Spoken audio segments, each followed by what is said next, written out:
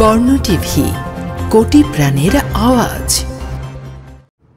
বাংলাদেশের সাবেক তিনবারের প্রধানমন্ত্রী বিএনপির চেয়ারপারসন বেগম খালেদা জিয়ার ৮০তম জন্মদিন উপলক্ষে সৌদি আরব প্রবাসী লক্ষ্মীপুর জেলা বিএনপির উদ্যোগে হোটেল ডি প্যালেসে আলোচনা সভা ও দোয়া মাহফিল অনুষ্ঠিত হয়েছে। প্রবাসী লক্ষ্মীপুর জেলা বিএনপির সভাপতি মিনহাজুল ইসলামের সভাপতিত্বে সাধারণ সম্পাদক ফারুক হোসেন পাটোয়ারির সঞ্চালনায় অনুষ্ঠানে প্রধান অতিথি হিসেবে উপস্থিত ছিলেন সৌদি আরব পূর্বাঞ্চল বিএনপির প্রতিষ্ঠাতা ও সাবেক সাধারণ সম্পাদক, প্রবাসী লক্ষ্মীপুর জেলা বিএনপির প্রতিষ্ঠাতা ও সাবেক সভাপতি সাংবাদিক ফারুক আহমেদ চান। বিশেষ অতিথি হিসেবে বক্তব্য রাখেন সৌদি আরব লক্ষ্মীপুর জেলা বিএনপির সহসভাপতি কাজী মাসুদ। স্বাগত বক্তব্য রাখেন প্রবাসী লক্ষ্মীপুর জেলা বিএনপির সিনিয়র যুগ্ম সাধারণ সম্পাদক আশরাফ উদ্দিন।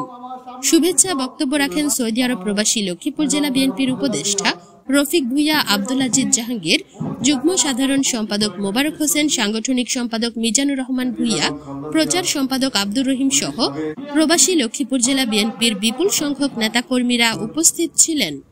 সবশেষে বিএনপির চেয়ারপারসন বেগম খালেদা জিয়ার দীর্ঘায়ু কামনা করে বিশেষ দোয়া করা হয়। সাদিকা সীমা, ডেস্ক রিপোর্ট, বর্ণ টিভি।